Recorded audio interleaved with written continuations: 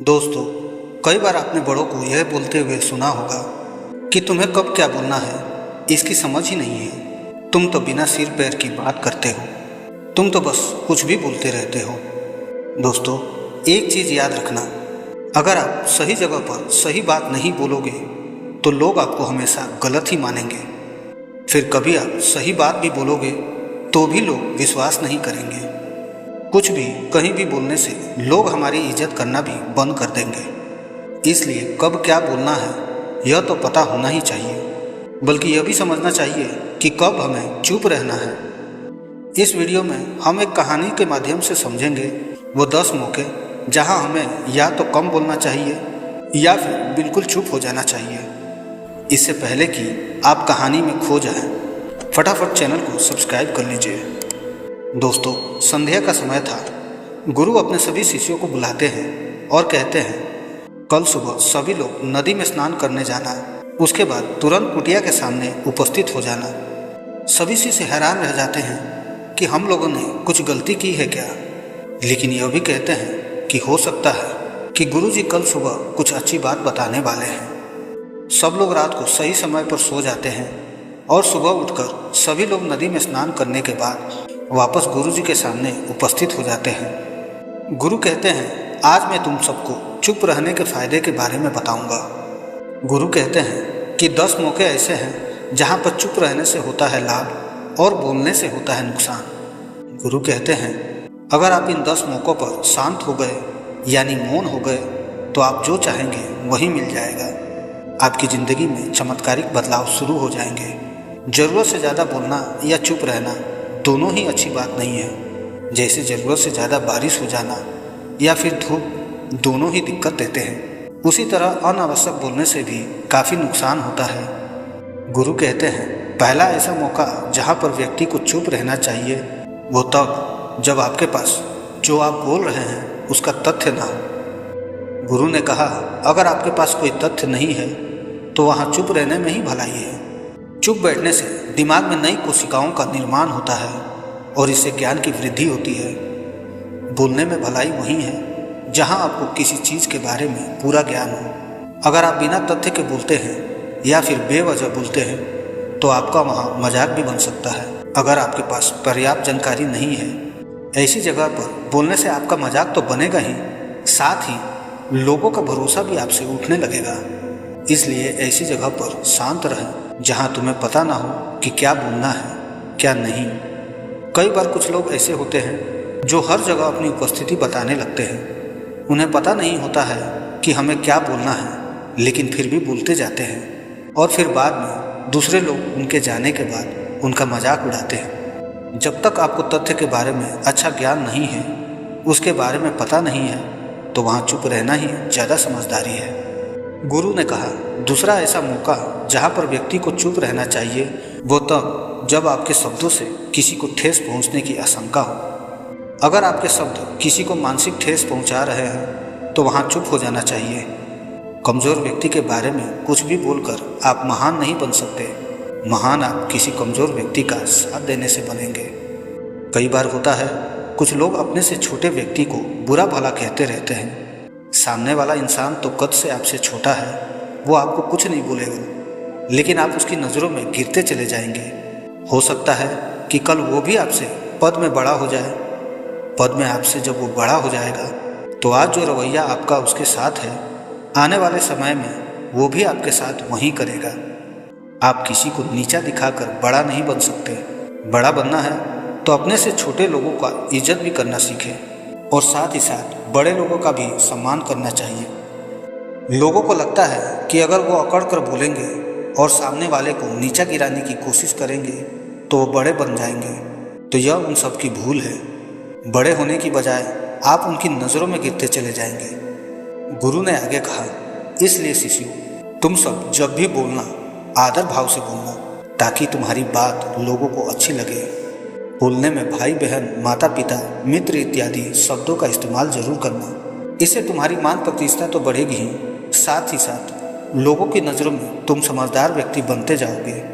गुरु ने आगे कहा, तीसरा मौका जहाँ पर व्यक्ति को चुप रहना चाहिए वो तब जब सामने वाला आप पर क्रोध कर रहा हो। जब कोई अपना या सगा संबंधी पर क्रोध कर रहा हो, आपका अपमान कर रहा हो, तो आपको उस वक्त चुप रहना चाहिए ताकि सामने वाले का गुबार पूरी तरह से फट जाए। आप यदि सही हैं तो उससे कतई माफ़ी ना मांगें और चुप रहकर ही सही समय का इंतज़ार करें। वो खुद आपसे माफ़ी मांग लेगा जब उसे अपनी गलती का एहसास हो जाएगा। गुरु आगे कहते हैं कि अगर आपका कोई सगा संबंधी आप पर क्रोध कर रहा हो और आप उस समय शांत हैं तो यह आदर सम्मान देने की निशानी होती है। इससे ना कोई छोटा होता है और ना बड़ा।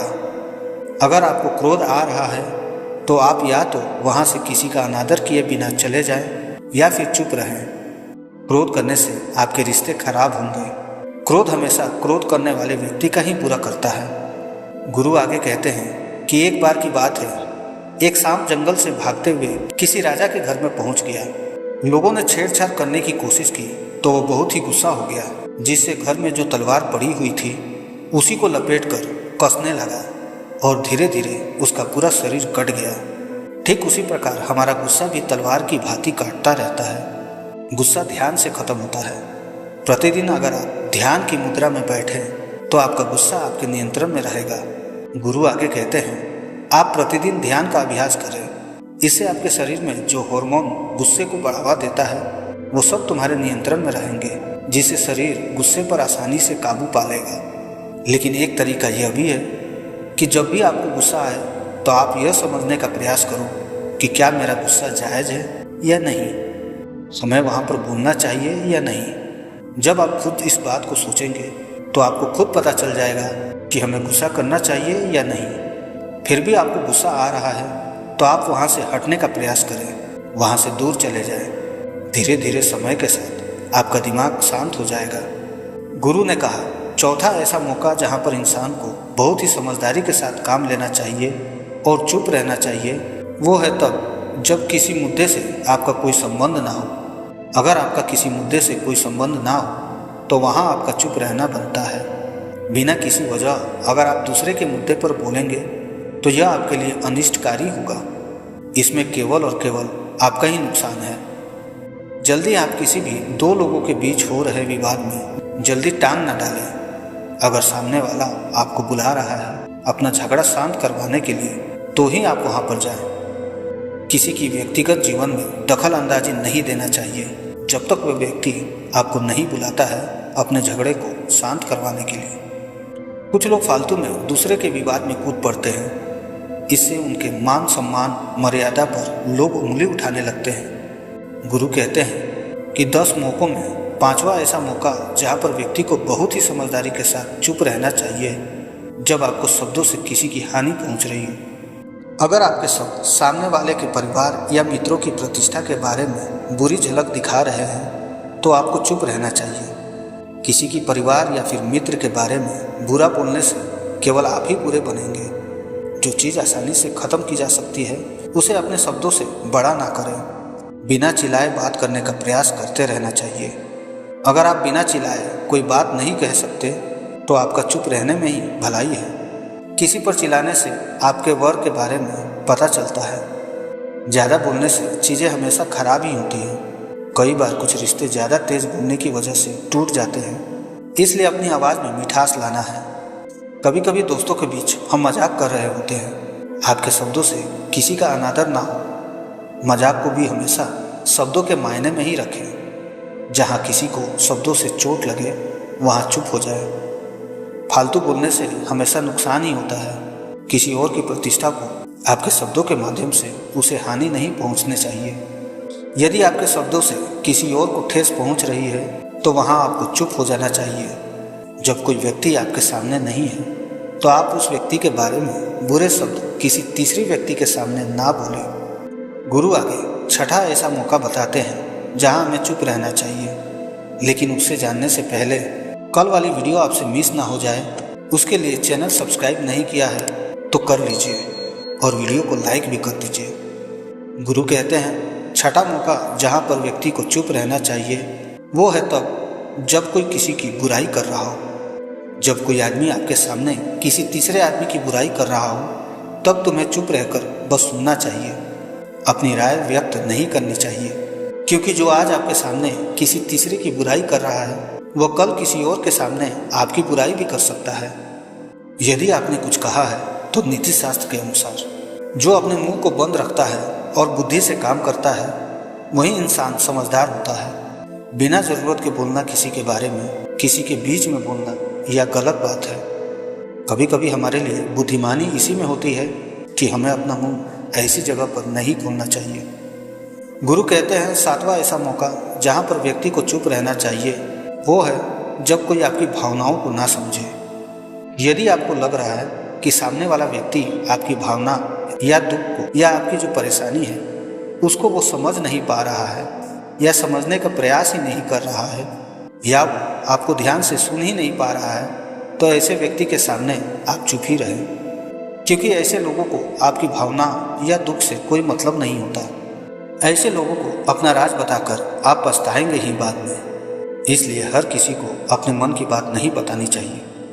गुरु कहते हैं कि 8वां मौका जहाँ पर आपको चुप रहना चाहिए वो है जब कोई इंसान अपना दुख व्यक्त कर रहा हो। यदि कोई इंसान अपने दुख या परेशानी को आपको बता रहा है तो इसका मतलब यह है कि वो आपको अपना समझ रहा है।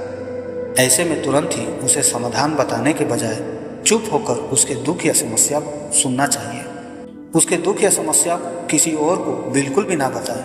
वो इसलिए नहीं बता रहा है कि उसकी समस्याओं का समाधान कर देंगे, बल्कि वो इसलिए भी बता रहा है कि सामने वाला उसकी बात को समझ रहा है।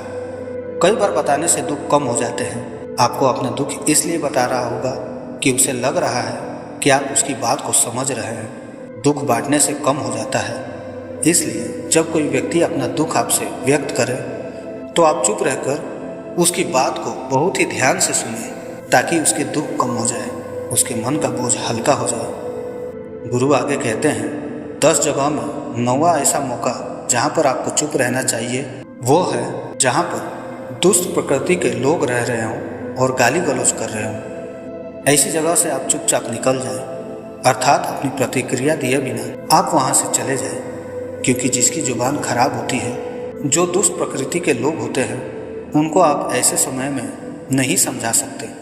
जब उनका दिमाग पूरी तरह से शांत हो जाए तभी वो आपकी बात सुनेंगे। इसलिए जहाँ पर दुष्ट प्रकृति के लोग आपकी बात को ना मानते हो और ना ही सुनते हो तो आपको वहाँ पर नहीं बोलना चाहिए। गुरु कहते हैं कि 10वां ऐसा मौका जहाँ पर आपको शांत हो जाना चाहिए वो है जब आपका कोई राज आपके मुंह से निकल सकता हो।